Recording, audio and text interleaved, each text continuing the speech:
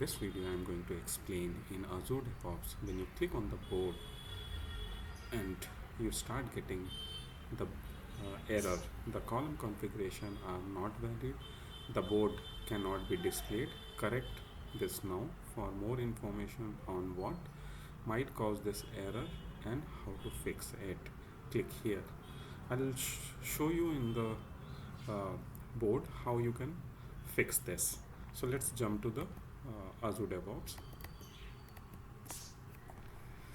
Okay, click on the boards and you see this is the error. Click here, correct this now.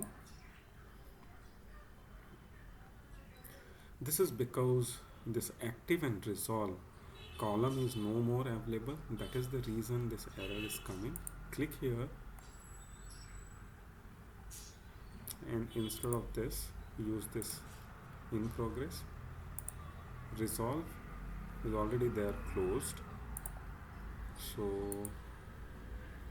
either you use or you can remove this and save this, and now you see this problem is fixed, no more.